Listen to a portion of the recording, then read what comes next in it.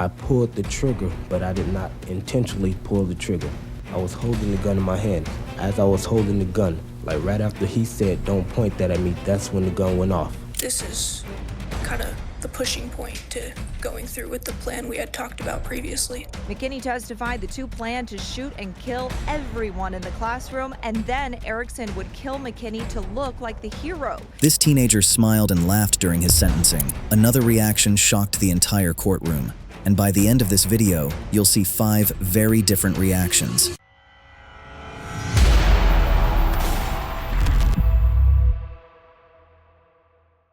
We start with this shooter who smiled and laughed in court. Excuse me a second. Let the record reflect that the defendant is laughing during the victim impact statement. This is Alvin Foy. On May 3rd, 2021, in Albany, New York, 18-year-old Foy took part in a deadly drive-by shooting that killed 18-year-old China Forney, a high school senior just weeks away from graduation. Forney was not the intended target, just an innocent bystander caught in a burst of gunfire that tore through a residential area. After an extensive investigation involving witness statements, ballistic evidence, and cooperation from other suspects, Foy was identified as one of the shooters. He was arrested months later and formally charged with second-degree murder and related offenses. Prosecutors argued that the shooting was reckless, intentional, and showed a complete disregard for human life. During his trial and sentencing in 2023, Foy smiled and laughed during victim impact statements, showing a complete lack of remorse. Alvin Foy, on May 3rd, 2021, you and your co-defendant... Excuse me a second. Let the record reflect that the defendant is laughing during the victim impact statement. Go ahead, and I apologize. China was just 3 weeks away from moving across the state to graduate high school, and you took that opportunity away from her. And you came and ate dinner with us. You went out with us multiple times. So we would expect better from you. And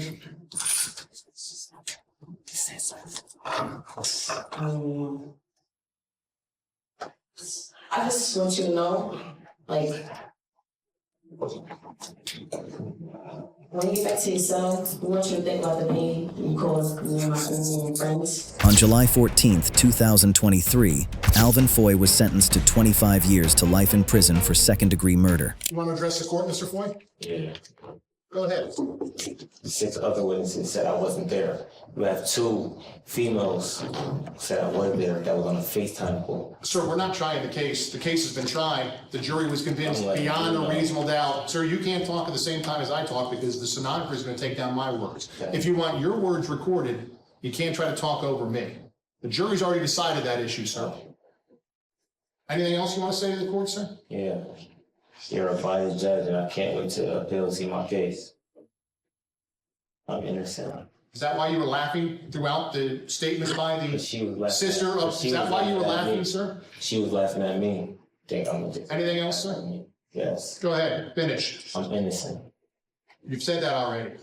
He remains incarcerated, serving a sentence that may keep him imprisoned for decades. Next, we have this suspect who teared up and apologized at his resentencing. It doesn't replace what has been taken from you. And you should have it back. This is Barry Loukaitis. On February 2nd, 1996, at Frontier Middle School in Moses Lake, Washington, 14-year-old Barry Loukaitis arrived armed with a .30-30 Winchester rifle and 2 revolvers, carrying more than 70 rounds of ammunition. This is a crime that impacted a community, impacted juveniles at the time. It is not just Mr. Loukaitis that was a juvenile at the time of this crime. He forever altered a community. And we feel that that certainly mitigates against any consideration of his age at the time in making a sentencing recommendation. He entered his algebra classroom and opened fire. He killed his teacher, 49-year-old Leona Karras, and 2 classmates, 14-year-old Manuel Vela Jr. and 14-year-old Arnold Fritz. After the initial gunfire, Loukaitis held the remaining 16 students hostage for roughly 10 minutes. The standoff ended when gym teacher John Lane tackled Loukaitis inside the classroom.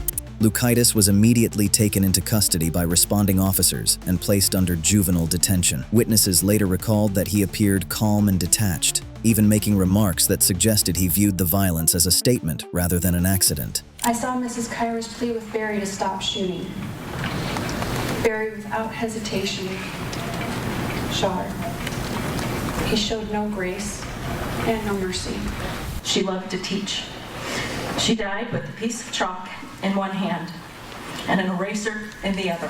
During his 1997 trial, Loukaitis remained mostly motionless and expressionless, often staring downward. Originally sentenced to life without parole plus 205 years, Loukaitis was resentenced in 2017 to 189 years. His unexpected reaction brought comfort to the victims' families. You should have to go through that. And it was because I was stupid, and because I was pathetic, and because I was weak. All of you are good people. And hell is knowing that you have done something to good people, and that you can never make it right. I didn't have the skill set that I needed to learn to be a man. And justice for the people affected by this is to have me stay in prison. They made that very clear. He remains incarcerated at Clallam Bay Corrections Center, unlikely to ever be released. Like Loukaitis, the next suspect was deeply remorseful. I pulled the trigger, but I did not intentionally pull the trigger. I was holding the gun in my hand. As I was holding the gun, like right after he said, "Don't point that at me," that's when the gun went off. This is Nathaniel Brazill.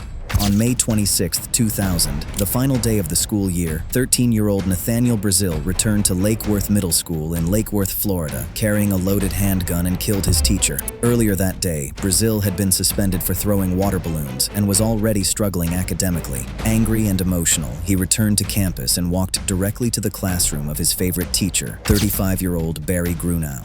Brazill asked to speak privately with two female students. When Grunow refused and told him to leave, Brazill pulled out a .25 caliber handgun and fired a single shot at close range, striking the teacher. Grunow later died from the wound. Brazill fled the school on foot, but was captured by police later that day after witnesses provided descriptions. Officers recovered the handgun, which had been stolen days earlier from his grandfather's home. Brazill would later say he never intended to kill anyone, claiming he only wanted to scare the teacher and that the gun discharged accidentally. Show us how the trigger got pulled. Can you show us? I didn't intentionally pull the trigger. My finger was on the trigger. How did you unintentionally pull the trigger? Can you tell it could unintentionally fire? I was holding the gun in my hand. My finger was on the trigger. I was holding it with both hands, holding it kind of tightly, and that's when the gun went off. Who pulled the trigger? I did.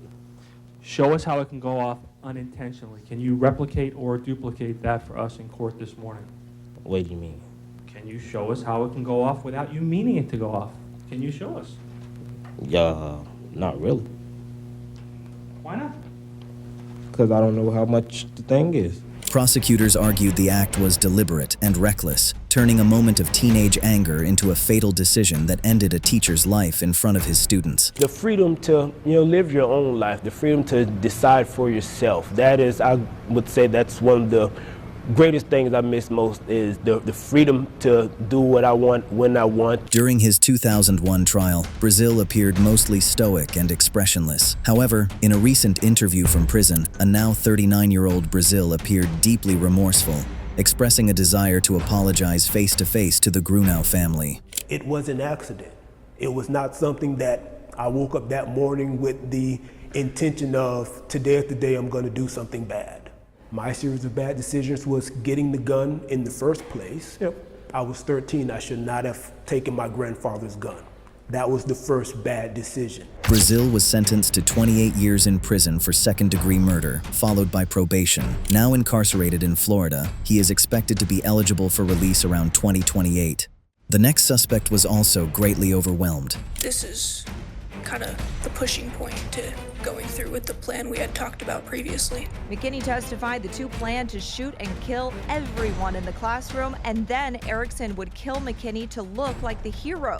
This is Alec McKinney. On May 7, 2019, at STEM School Highlands Ranch in Highlands Ranch, Colorado, 16-year-old Alec McKinney carried out a planned school shooting alongside 18-year-old Devin Erickson. At 1:53 p.m. on the fateful day, McKinney and Erickson entered the school carrying handguns and other weapons concealed in a guitar case and a backpack. They proceeded to classroom 107, where they opened fire from two doors on opposite sides of the room. During the chaos, 18-year-old Kendrick Castillo jumped on Erickson and was fatally shot. My wife and I will never have closure.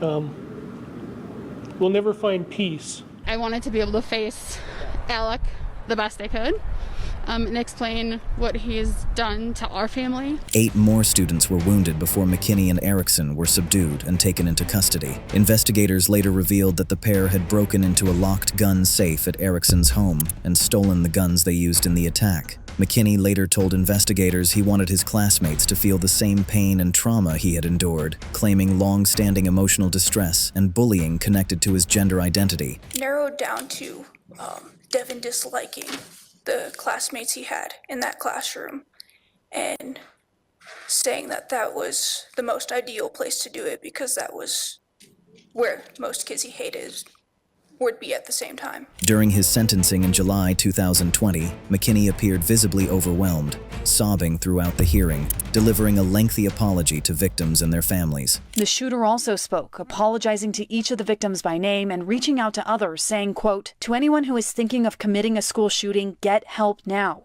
The amount of pain it causes to anyone who ever cared about you, to the innocent people.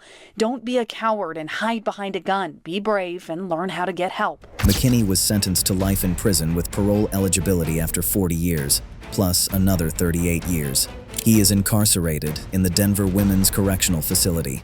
Most shocking of all, however, was the calm, detached reaction of this crime of passion killer. This is Martice Fuller. On May 9th, 2019, in Kenosha, Wisconsin, 15-year-old Martice Fuller carried out a calculated attack inside the home of his ex-girlfriend, Kaylee Juga. That night, Fuller broke into the Juga residence and went straight to Kaylee's bedroom. There, he shot the 15-year-old 5 times. This defendant took her love and affection, took her bravery and gentleness, and he deliberately and he violently made it so she could never move on. When Kaylee's mother, Stephanie Juga, heard the gunfire, she rushed in only for Fuller to turn the weapon on her as well, shooting her twice. The identification of Martice Fuller by Stephanie Juga is without doubt. Police tracked and arrested him shortly afterward. During his sentencing in May 2021,